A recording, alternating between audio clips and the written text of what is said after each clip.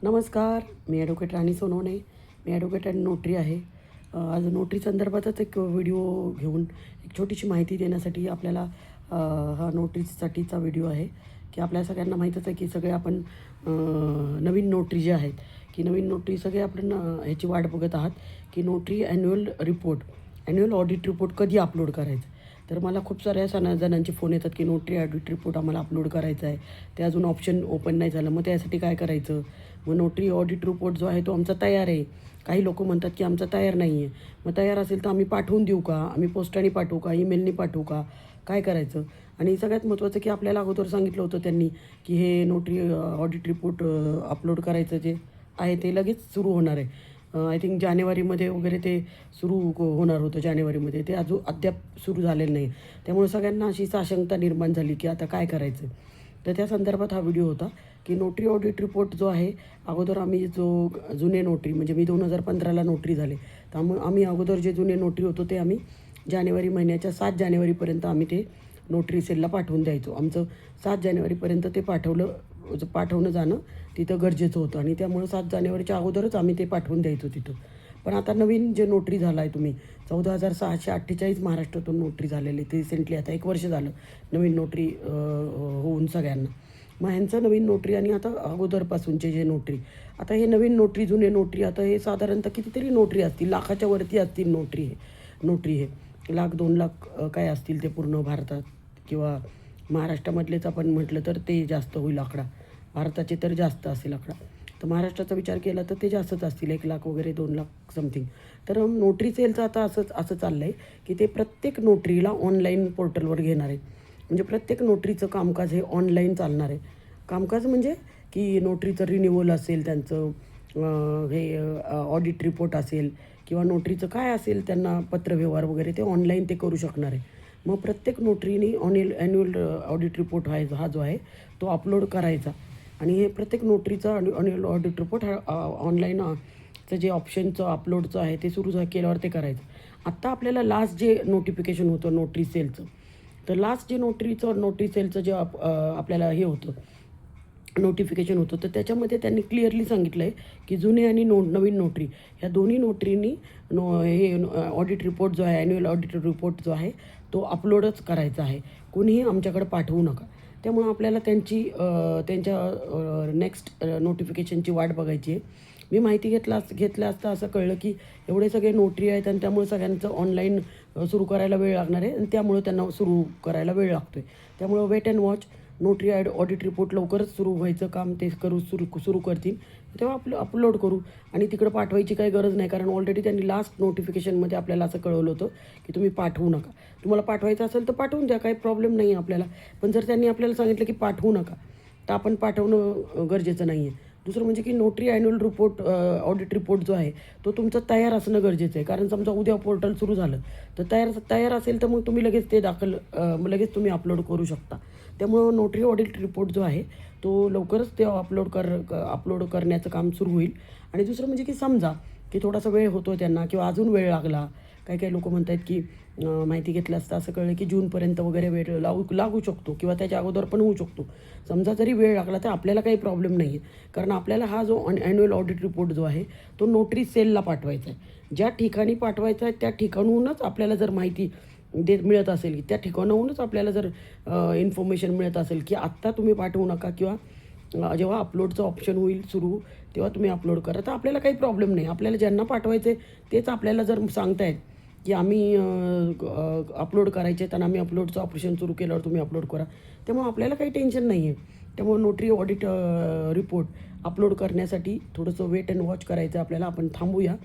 जसं नोटरीचं पोर्टलचं ते अपलोडचं ऑप्शन सुरू होईल तसं मी एक व्हिडिओ करून तुम्हाला परत सांगेन की तुम्ही तो नोटरीचा जे आहे ऑडिट रिपोर्ट आहे तो अपलोड करा. त्यामुळं आता काही टेन्शन घ्यायची गरज नाही. त्याच्याने आपल्याला काही नुकसान होणार नाही आणि आपल्याविरुद्ध काही ॲक्शन पण घेतली जाणार नाही. नोटरी ऑडिट रिपोर्टचं इयरली ऑडिट रिपोर्ट त्यांच्याकडे जाणं गरजेचं आहे. आणि हे जे ऑडिट रिपोर्ट आहे मी तुम्हाला पहिले पण सांगितलं की हे जे ऑडिट रिपोर्ट आपण प्रत्येक वर्षी जे पाठवणार आहेत हे जे ऑडिट रिपोर्ट त्यांना आपल्या रिन्युअलच्या वेळेस महत्त्वाचं असतं. आपलं जेव्हा रिन्युअल होतं आपण नोटरी झालो तर आपण नोटरी हे 5-5 वर्षासाठी होतो. 5 वर्षानंतर आपलं रिन्युअल होतो आपण नोटरी झालो की आपण हयात नोटरी होतो. पण हे जर नोटरी आपण होतो आहे, तर हे नोटरीचं जे सर्टिफिकेट आहे, हे जे नोटरीचं जे लायसन्स आहे आपलं, ते आपलं 5 वर्षांनी, दर 5 वर्षांनी आपल्याला रिन्यू करायचं आहे. आणि रिन्यू करताना आपल्याला हे ऑडिट रिपोर्ट जे आहेत, हे 5 वर्षाचे ऑडिट रिपोर्ट आणि आपण जे चेक करतो, डिस्ट्रिक्ट कोर्टाकडून आपलं रजिस्टर चेक करतो, आपलं हे पावती बुक चेक करतो, त्याचा जो रिपोर्ट असतो तो 5 वर्षाचे ते रिपोर्ट आणि हे 5 वर्षाचे ऑडिट रिपोर्ट, हे सगळं बघून आपलं नोटरी चं रिन्युअल जे आहे ते रिन्यू होत असतं. आणि या रिन्युअलसाठी हे महत्त्वाचे, हे रिपोर्ट पण डिस्ट्रिक्ट कोर्टाचे रिपोर्ट पण आणि ॲन्युअल ऑडिट रिपोर्ट पण. त्यामुळे हे सगळे व्यवस्थित आपल्याकडे एक एक कॉपी, आपण आता नवीन नोटरी झाला आहे तर आपण एक कॉपी तयार ठेवा, एक फाईल तयार ठेवा की ज्या फाईलमध्ये तुमचं COP, त्या फाईलमध्ये तुमचं ऑडिट, प्रत्येक वर्षीचा ऑडिट रिपोर्ट आणि प्रत्येक वर्षीचं डिस्ट्रिक्ट कोर्टाकडून आलेलं ते रिपोर्ट, हे सगळं तुम्हाला तयार ठेवायचं आहे. याचे एक एक 2-2, 3-3 कॉपी तुम्ही तयार झेरॉक्स काढून ठेवा. कारण हे जेव्हा आपल्याला आपण आता तुम्हाला आमच्यासारखं नाही आहे, आम्हाला हे सगळं पाठवायला लागायचं. आता हे सगळं नवीन नोटरी जे आले सगळ्यांना तुम्हाला अपलोडच करायचं आहे आणि सगळं तुमचं ऑनलाईनच होणार आहे. तुम्हाला ऑलरेडी हे जे तुमचं सर्टिफिकेट आहे ते COP पण तुम्हाला ऑनलाईन मिळालेलं आहे. तुमचं पण 5 वर्षांनी जे रिन्यू होईल ते ऑनलाईनच येणार आहे, सगळं ऑनलाईन असणार आहे. पण तरी पण आपल्याकडे जे कॉपीज आहेत ते आपल्याला हातात पण पाहिजे, ते आपण ठेवणं गरजेचं आहे. आणि ॲन्युअल ऑडिट रिपोर्टची काही काळजी करू नका. ॲन्युअल ऑडिट रिपोर्ट जसा अपलोडचं ऑप्शन सुरू होईल आपल्याला सगळ्यांना पण करेल, कारण आपण ऑलरेडी आपण पण नोटरीचं काही ना काही आपण म्हणजे ऑनलाईन असतोच आपण बऱ्याचदा. त्यामुळं आपल्याला येईल, कदाचित ईमेल येईल, कदाचित आपल्याला एकमेकांच्या माध्यमातून समजेल. मलाही कळलं तर मी तुम्हाला सांगेन. त्यामुळं नोटरी ऑडिट रिपोर्टचं असं काही टेन्शन घेऊ नका. आणि नोटरी ऑडिट रिपोर्ट जो आहे तो अपलोड करायचा आहे आणि तो त्यांनी सांगितल्यानंतरच अपलोड करायचा आहे. नोटरी ऑडिट रिपोर्ट हा पोस्टाने पाठवायची काही गरज नाही, त्याची काही काळजी करायची पण गरज नाही. नोटरी ऑडिट रिपोर्ट जो आहे, ॲन्युअल ऑडिट रिपोर्ट, तो म्हणजे तुमचे 1 जानेवारी ते 31 डिसेंबर ह्यापर्यंत किती डॉक्युमेंट झालेत आणि त्या डॉक्युमेंटचे 25 रुपयेप्रमाणे कॅल्क्युलेशन, 25 किंवा 35 रुपयापासून आपण कॅल्क्युलेशन करतो आणि ते टोटल असं ऑडिट आपण पाठवतो. त्याचा फॉर्मॅट असतो एक, की ज्या फॉर्मॅटमध्ये काही डॉक्युमेंटची नावं आहेत, MOU आहे, ॲग्रीमेंट आहे, ॲफिडेविट आहे, आपले कोणते डॉक्युमेंट झाले असतील ते डॉक्युमेंट आहे. आणि ते डॉक्युमेंट समजा माझे सगळे वर्षभरात माझे 100 ॲफिडेविट झाले, 100 गुणिले 25, मग टोटल असं. मग MOU आहेत तर माझे वर्षभरात 50 झालेत MOU, मग 100 गुणिले 35 असं.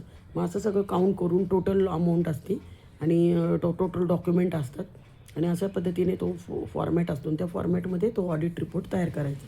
आणि तो ऑडिट रिपोर्ट तयार करताना इयरली आपलं जे रजिस्टर आहे ते रजिस्टर समोर ठेवून त्या रजिस्टरवर आपल्याला पहिले काउंट करायचे की टोटल डॉक्युमेंट किती झालेत. त्या टोटल डॉक्युमेंटमधले स्पेसिफिक काढायचे की ॲफिडेविट किती झाले, डिक्लेरेशन किती झाले, MOU किती झाले, विल किती झाले. अशा पद्धतीने हे सगळे डॉक्युमेंट तुम्ही टोटल केले की मग त्या पद्धतीने ऑडिट रिपोर्ट करायला तुम्हाला सोपं जातं. ऑडिट रिपोर्टचं फॉर्मॅट आहे, त्या फॉर्मॅटप्रमाणे करा आणि तो तयार ठेवा तुमच्याकडं ऑनलाईन. जसं अपलोडचं ऑप्शन सुरू होईल तसं मग अपलोडचा ऑप्शन सुरू झालं की आपण अपलोड करू शकता. आणि सगळ्यात महत्त्वाचं की त्याची काही काळजी करू नका. आता सध्या कामावर फोकस करा. नोटरी ऑडिट रिपोर्ट आज ना उद्या ते होईलच आणि ऑलरेडी आपले सगळे ग्रुप आहेत, आपण सगळे नोटरी आहोत, तर आपण एकमेकांच्या कॉन्टॅक्टमध्ये असतोच आहे. आपण एकमेकांना भेटत असतो कोर्टामध्ये म्हणा किंवा कोणत्या ना कोणत्या गोष्टीच्या माध्यमातून एकमेकांची फोनवर संपर्कात असतो. अपलोडचं ऑप्शन सुरू झालं की लगेच आपल्याला कळणार आहे, कारण मला माहिती आहे की हे जे नवीन नोटरी तुम्ही जे झालेले आहेत हे सगळे नवीन नोटरी ऑनलाईन नोटरी झालेले आहेत, ऑनलाईन इंटरव्ह्यू देऊन. त्यामुळे हे ऑनलाईन खूप ऑनलाईनच असतात हे नोटरी. त्यामुळं कदाचित पुढचा काळ असा येईल की आपल्याला नोटरी पण आपण ऑनलाईन करू शकतो, असंही कदाचित येईल. त्यामुळं कदाचित आपलं हे नोटरीचं ऑनलाईन सगळं करण्याचं काम सुरू आहे. होऊ शकतं कदाचित की आपण ऑनलाईन पण नोटरी करून देऊ शकू. होईल ते काही सांगता येत नाही, कारण आता सगळंच ऑनलाईन झालं आहे.